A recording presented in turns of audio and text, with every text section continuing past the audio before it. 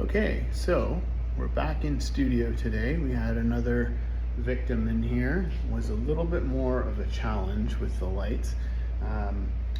This one we had to angle a little bit differently, not quite a triangle, but or a tent, I guess, to get some light right in under here. I'll show you the image afterwards, but she has deep eye sockets and it's very difficult to get the light in there, and also an eye differential. So changed things up a little bit, feathered this one a little bit more so that we could sort of match this light here. The bottom light was pretty standard, so that worked out very well, I think. But same setup as usual with my lights in the tethered system here to capture one. And I'm going to try and use that for some of our edits, and I will show you the final image.